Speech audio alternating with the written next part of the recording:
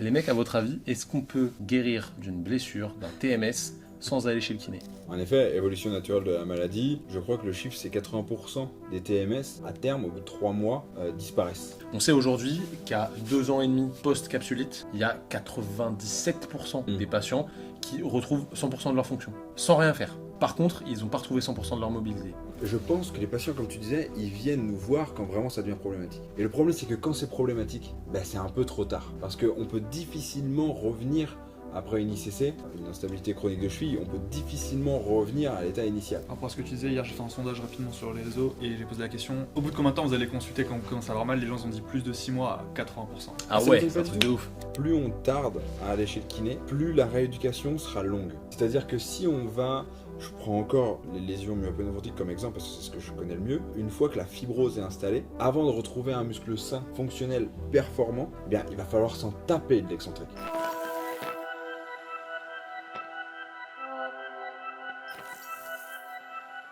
Salut les amis, j'espère que vous allez bien. Bienvenue dans ce nouvel épisode du Training Therapy Podcast saison 2. Je suis avec mes acolytes, Johan, JP et Simon. Ça va les gars?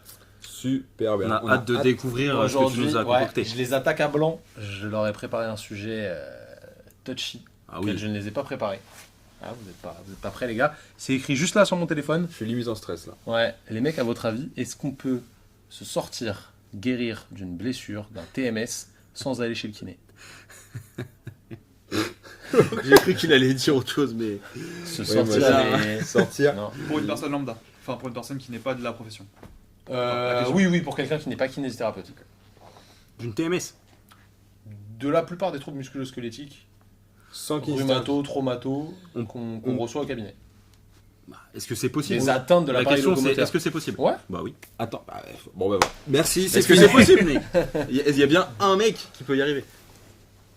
Est-ce qu'on peut se sortir d'une TMS? Non, Ouais. un trouble Un d'un trouble TMS. musculo-squelettique, ouais. Une sans- pathologie de l'appareil locomoteur. Ok, sans kinésithérapie. Oui. Dans quel état? De manière générale. Quel est Je te ton prends reflet? différents exemples. Une tendinopathie Texas. patellaire, une tendinopathie de la coiffe des rotateurs, une lombalgie, une cervicalgie, une opération des croisés, une entorse de cheville. Oui. Parce que déjà, évolution naturelle de la Tout à problématique. C'est quoi ça?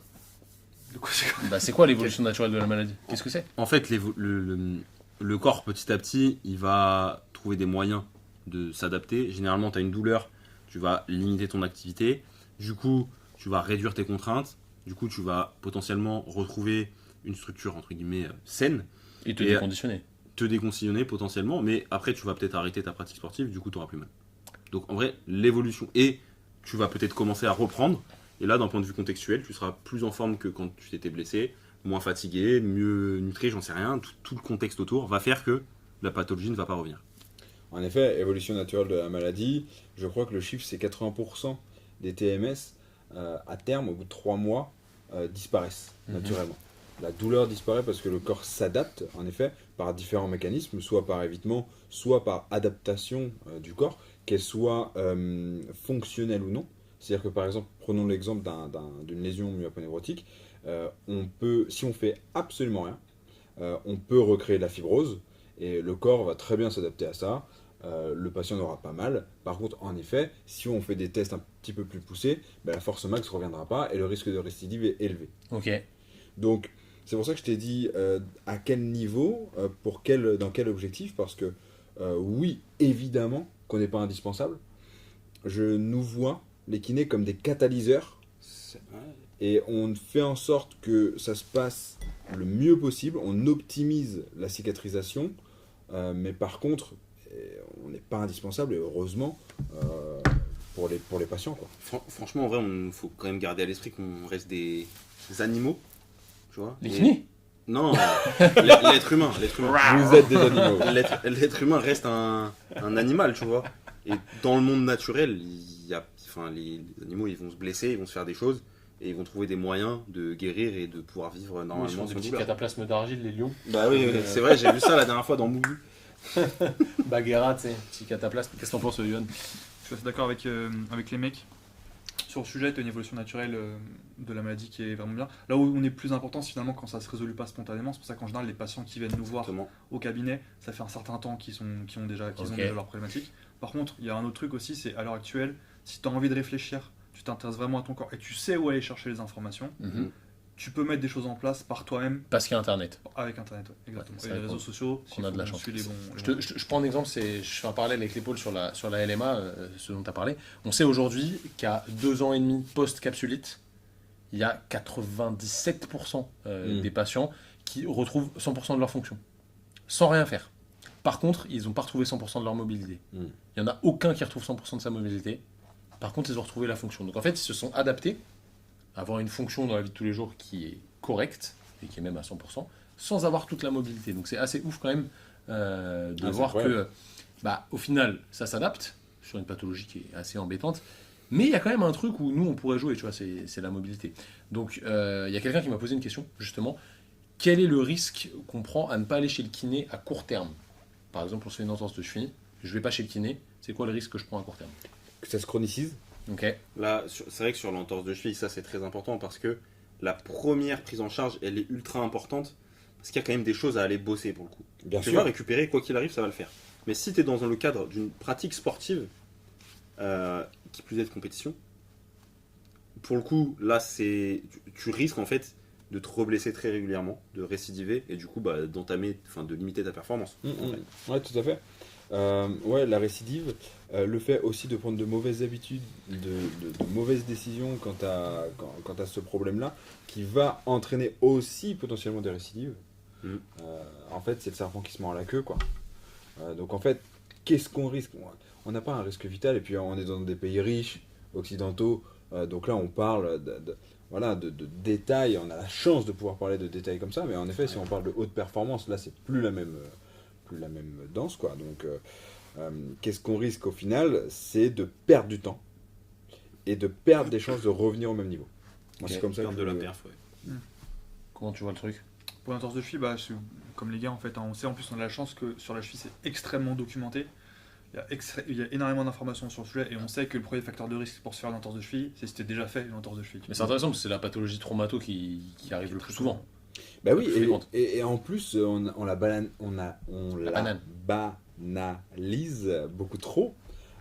Et donc, du coup, on se tord la cheville, t'inquiète, ça m'arrive souvent, et puis basta, quoi. Après, qui la banalise? Je vous ai perturbé avec la banane. Qui la banalise aussi? Je pense que c'est un peu tout le monde. C'est le fait qu'elle soit très fréquente. Ouais. Je pense qu'elle a été très mal rééduquée par une grande partie des kinés pendant trop longtemps. Je pense qu'elle est sous-cotée, sous la gravité, Ouais, en tout cas sous-estimée. De la part de qui? Par des médecins, par des kinés, par des patients, kinés, par tout le monde. Ouais, par un peu tout le monde, quoi. Je pense qu'il y a aussi la pathologie en elle-même qui est peu limitante d'un Ouais, point de tout vue à fait. fonctionnel. Ouais, c'est vrai. Et il suffit que tu aies récupéré quelques degrés pour pouvoir. En vrai, t'as pas besoin de beaucoup de mobilité de cheville pour courir en soi. Non, mais bien sûr. Et puis, tu vois, en fait, je pense que les patients, comme tu disais, ils viennent nous voir quand vraiment ça devient problématique. Et le problème, c'est que quand c'est problématique, c'est un peu trop tard. Parce qu'on peut difficilement revenir après une ICC, une instabilité chronique de cheville, on peut difficilement revenir à l'état initial. Donc en fait, c'est pour ça que la première fois est importante, sauf que quelqu'un qui se tord la cheville, au bout de 2-3 jours, elle va pouvoir remarcher, au bout d'une semaine, elle va travailler tranquillement, au bout d'une semaine et demie, elle va pouvoir reprendre son sport. Bon, il n'y a pas assez de pression sur la personne pour qu'elle se dise il faut que j'aille consulter, c'est important. Non, comment on peut deviner ça? C'est pas instinctif, quoi. Par rapport à ce que tu disais, hier j'ai fait un sondage rapidement sur les réseaux et j'ai posé la question vous attendez combien de temps? Johan Physio Eric. C'était pas du tout loin, mais c'est important. Au bout de combien de temps vous allez consulter quand vous commencez à avoir mal? Les gens ont dit plus de 6 mois à 80%. Ah Ça ouais, m'étonne c'est un pas truc du de tout. ouf. Énorme. C'est un truc de ouf. Énorme. En fait, quand dans ta vie... Enfin, je dis ça, mais je fais pareil. Mais non, mais c'est ça. Mais pourquoi? Parce que t'as plein d'autres Mais t'as pas que priorités. ça à foutre. Bah oui. On va se mytho. T'as plein d'autres priorités. Et à un moment donné, tu te dis, non, ça fait 15 fois que je me le répète, vas-y, il faut que j'y aille. Donc c'est à ce moment-là que tu vas consulter, et malheureusement, c'est souvent trop tard, quoi. Alors pas trop tard, dans le sens irréversible, on va tous mourir, bien c'est sûr. pas ça. Mais c'est qu'il y a moins de réversibilité possible. Je pense que s'ils attendent aussi longtemps, c'est parce qu'ils trouvent pas ça comme très invalidant. Tu vois. C'est ça. Et ça le problème aussi, c'est de définir la gravité d'une problématique par la gravité qui en découle. Il commence à être tard, tout le monde bafouille. C'est terrible. Ah, justement, ça m'amène sur la suite de ça. Je vous ai demandé à court terme ce que ça impliquait de ne pas aller chez le kiné. À long terme, qu'est-ce que ça implique? On a déjà une partie de la réponse là, sur l'instabilité chronique de cheville, mais qu'est-ce que ça peut poser comme problématique si tu n'y es pas allé du tout sur le long terme? Après, il y a un truc qu'on n'a pas dit, mais il y a aller chez le kiné et aller chez le kiné. Non, mais tu vas chez un bon kiné. Non, mais parce que, en Il y vrai. a le bon kiné. Et il y a le mauvais kiné. Et il y a Kiné. le mauvais kiné. Et puis l'autre. C'est tout. Voilà, merci, au revoir. Yes. Non, La réponse est oui. Allez, merci. C'était quoi la question? Sur Les le risques long à long terme. Ouais. Les risques à long terme, pour moi, c'est de vraiment beaucoup compenser. Tu parlais de Ok. la capsulite, d'une perte de mobilité au niveau de l'épaule. Alors, si on reste dans les activités de la vie quotidienne, où il y a peu de stress, peu de contraintes, je pense qu'il ne se passera rien. Ouais, je suis d'accord. Mais si, encore une fois, on va dans du sport ou un métier qui demande certaines amplitudes que tu n'as plus à cause de ton épaule, il va y avoir deux choses qui vont se passer. Soit tu vas avoir mal, pour moi, soit sinon tu vas compenser avec d'autres articulations, d'autres zones. Que Et tu du vas coup, tu vas surcharger. surcharger. Il faut vraiment voir le corps pour moi comme une chaîne avec plein de maillons. Et s'il y a un maillon qui est un peu plus faible, il y en a un autre qui va essayer de prendre les contraintes. Et du coup, ça va avoir une réaction en chaîne. Donc je pense que le risque, en fait, c'est de se... J'aime pas trop ce terme, mais de créer un décalage, entre guillemets, entre différentes contraintes, enfin, encaissement de contraintes, tu vois. Enfin, je sais pas, c'est pas très clair. Si, on comprend bien ce que tu veux dire. Bien. Moi, je pense que il y a. Enfin, tu voulais peut-être rebondir là-dessus? Ouais, je voulais rebondir. Enfin, non, vas-y, rebondis. En fait, moi, je pense aussi qu'il y a une notion assez simple à comprendre, c'est que plus on tarde à aller chez le kiné, plus la rééducation sera longue. Ouais. C'est-à-dire que si on va, je prends encore les lésions myopénovortiques comme exemple parce que c'est ce que je connais le mieux, une fois que la fibrose est installée, avant de retrouver un muscle sain, fonctionnel, performant, eh bien, il va falloir s'en taper de l'excentrique. Il va falloir beaucoup travailler. Alors que si on prend la lésion de manière très fraîche, en fait, on va pouvoir mettre sur les rails un scénario. Orienter un peu la mécanotransduction. Exactement. On va orienter en fait la cicatrisation pour que ça soit le plus efficient possible et donc du coup ça va durer beaucoup moins longtemps. Donc en fait on gagne du temps aussi par rapport à ça. Ok. Il y a des patients qui viennent nous voir, on peut les voir 2-3 séances pour certaines pathos et ça suffira. On a juste à les autonomiser. Alors que c'est pas vrai quand ça fait des mois et des mois que la problématique est là. Il y a un autre truc qui est important aussi par rapport au fait de laisser traîner entre guillemets, c'est que tu peux changer complètement de système dans le cas du situ, où tu passes d'une douleur qui est plutôt nociceptive liée avec tes troubles musculo-squelettiques à quelque chose qui devient centralisé, une sensitesse. Et là du coup c'est pas du tout la même chose au niveau de la prise en charge derrière et ça peut vite foutre la merde aussi. Ce qu'il faut bien que les gens comprennent aussi, c'est que la douleur, c'est pas rien. C'est-à-dire que avoir mal, donner toujours le message au cerveau, le message douloureux, en fait, ce message-là, il va s'installer. Je disais ça à mes patients pour leur faire comprendre, c'est que le message nerveux, au début, c'est un peu un message qui passe par des chemins de traverse, sauf que s'il l'a emprunté 150 fois, ça devient une autoroute, et en fait, il n'y a même plus besoin d'avoir de stimulus nocicepteur pour que le message soit envoyé. Et donc du coup, si on casse ce cercle vicieux de la douleur très vite, eh bien ça ne devient pas une autoroute et on ne chronicise pas de manière centrale la douleur. Donc c'est pour ça que voilà, il faut l'arrêter vite, quoi. Est-ce que vous pensez pas aussi qu'on est un peu forcément biaisé par notre vision, tu vois? C'est sûr et Je certain. pense qu'en vrai, il y a plein de gens qui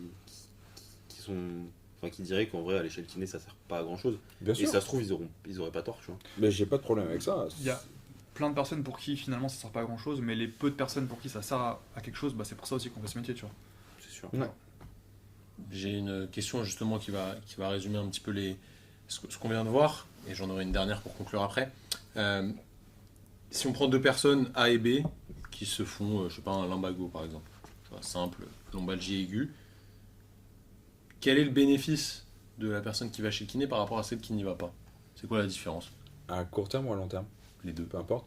Je pense que sur le lumbago, on va être honnête, on n'a pas trop d'action. On n'a pas trop d'action. On va, je pense, enfin, je parle d'un point de vue très, Patho-anatomique? ouais, Ok. On n'a pas trop d'action. Donc Par d'un point de contre- vue lésion tissulaire, si lésion il y a. Exactement. Ok. Par contre, sur le catastrophisme que ça peut engendrer, le fait de faire des mauvais choix, aller faire des imageries, prendre tel ou tel médicament, prendre telle ou telle posture, s'immobiliser sur un lumbago par exemple, tu as envie de t'immobiliser pendant des semaines. Ben non, en fait, le plus vite possible, le mouvement Et repris. est repris et le mieux ça sera. Donc en fait, ce qu'on risque sur un lumbago, c'est de refaire des lumbagos par manque de reprise de. Donc en fait, c'est la de contrainte, chronotisation quoi. le... Ouais. le cœur du problème. Je pense qu'on a un rôle Et le d'éducation en fait. Et le vécu de la douleur, le vécu du truc quoi.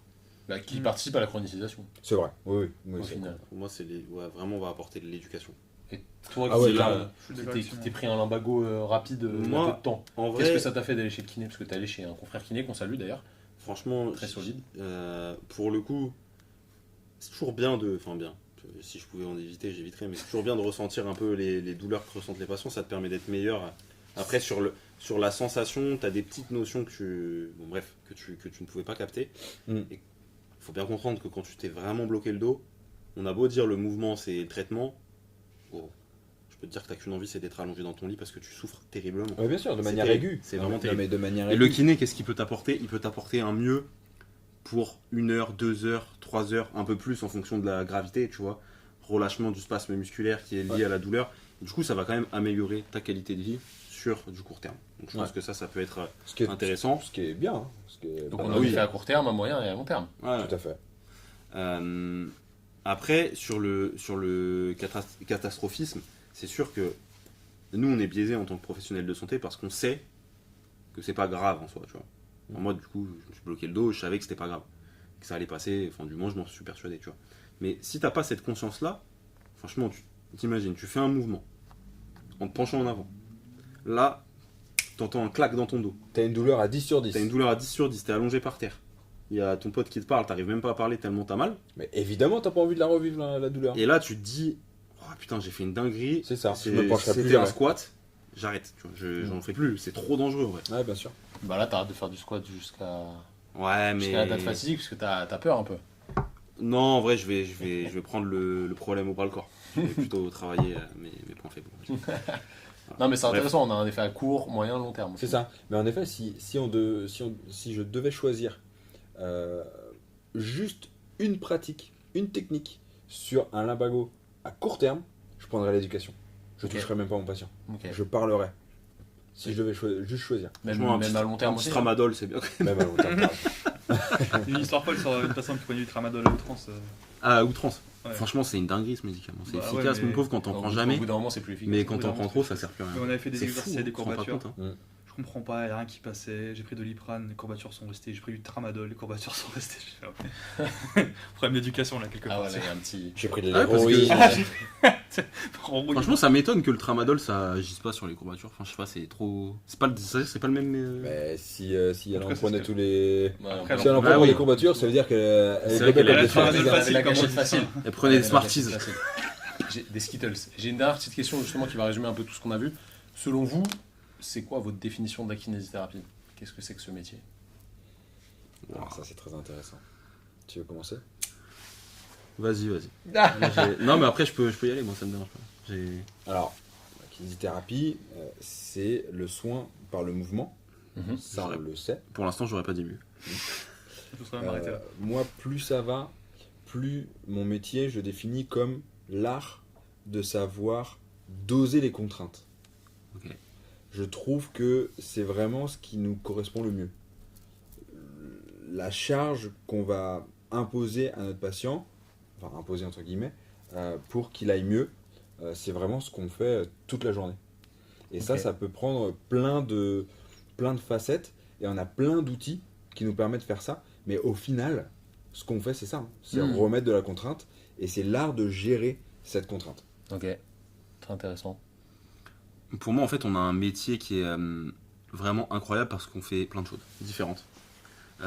Et on peut pas. Enfin, pour moi, c'est difficile de définir le métier de kiné juste en un mot ou en une action. Mais pour moi, il y a un rôle qui est important, Une c'est action. l'éducation. Pour moi, la kiné, c'est ça. T'imagines? C'est l'éducation. En vrai, on est des Ouais, c'est vrai. des éducateurs, des éducateurs. On est là pour éduquer les gens, pour éduquer à la santé. On a un rôle pour la santé publique, pour moi, qui est ultra important sur l'alimentation, le sommeil et tout. Mais on est aussi, et je dis souvent ça, pour moi, le métier de kiné et de coach sportif, c'est un peu la même chose. On est là pour faire progresser les gens, mais avec un objectif initial différent et un niveau de départ différent. Mais on a aussi cette possibilité de pouvoir toucher les personnes et de les traiter manuellement. Donc en vrai, franchement, on touche un spectre Ouais, c'est qui est incroyable. ultra large.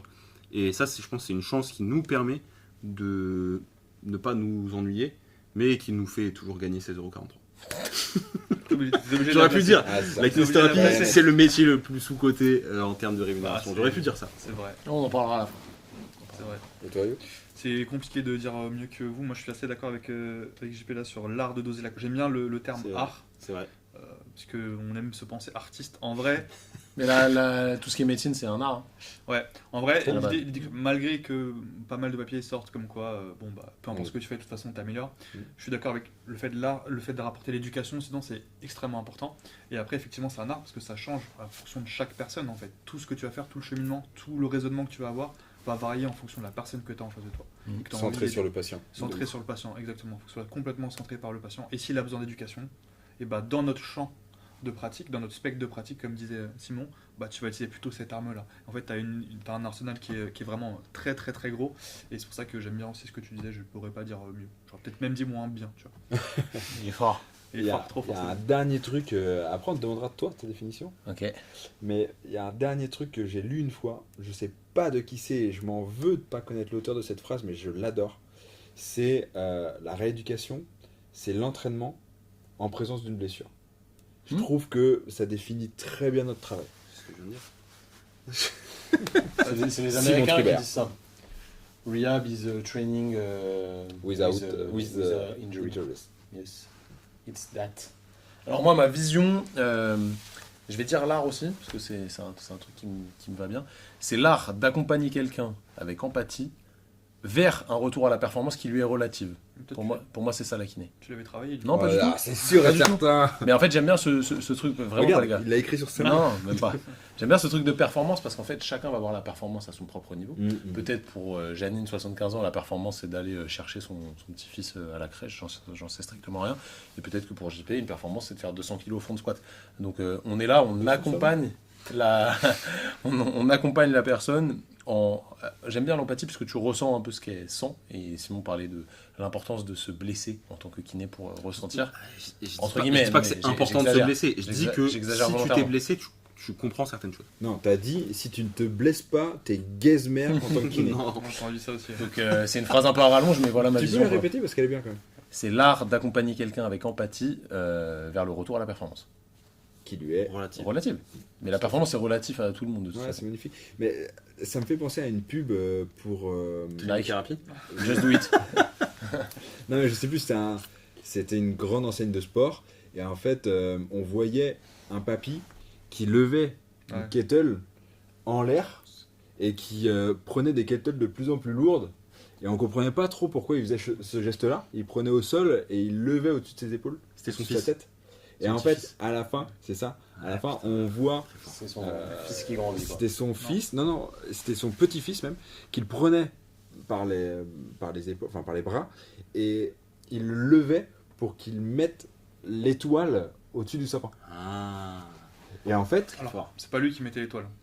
C'est le petit-fils. c'est le Oui, oui, petit-fils. oui, j'ai compris. Ouais. On a capté. Et du coup, ça rejoint ce que tu dis dans le sens où ben, ça, c'était sa performance. Mais exactement. Et c'est entraîné pour faire cette performance-là, qui est, pour moi, quand on réussit des trucs comme ça, C'est ben, exceptionnel. c'est aussi kiffant que Bien sûr. quand on fait une PR. Si ce n'est plus. Ouais, Si ce carrément. n'est Non, c'est exceptionnel. En vrai. Ouais. T'es là quand la personne, Stylé. tu lui as refait kiffer un truc dans sa vie. C'est Et génial. C'est une pas toi qui es sensation responsable en incroyable. 100%, mais tant Non, que tu as on est un participé, catalyseur. c'est incroyable. C'est ça, c'est bien dit. Bon les gars, merci pour cet échange. Si jamais vous êtes restés jusqu'au bout de cet épisode, c'est que je pense vous aimez quand même ce métier de kinésithérapeute. Dites-nous dans les commentaires votre définition, hein, tout simplement, de la kiné. Et si jamais, je rebondis un peu sur ce que Simon a dit, 16,43 €, etc. Vous voulez mieux être rémunéré à hauteur de vos compétences et faire en sorte que vous puissiez garder ce métier passion tout en faisant des choses qui vous rémunèrent correctement, c'est toujours donnant et égal à égal, et il faut s'y retrouver aussi. Je vous ai concocté une formation gratuite, vous cliquez sur le premier lien dans la description, je vous explique comment faire pour sortir un petit peu du système de conventionnement sans le quitter totalement. Vous allez voir, c'est très simple, en 1 heure vous aurez capté plein de trucs que vous allez pouvoir mettre en place, donc à vous de cliquer, c'est maintenant qu'il faut créer votre avenir. Si jamais vous nous écoutez sur YouTube, n'hésitez pas à vous abonner à la chaîne, à mettre un gros pouce bleu évidemment. Si vous êtes sur Spotify, Deezer, Apple Podcast, mettez une petite review de 5 étoiles, ça fait toujours plaisir, et abonnez-vous au podcast. Si vous êtes sur Spotify, répondez directement sur le sondage pour avoir une petite interaction avec nous. En attendant, prenez soin de vous, prenez soin de vos patients. Merci les gars pour cet échange. Nous, on se dit à la semaine prochaine. Salut tout le monde. Ciao.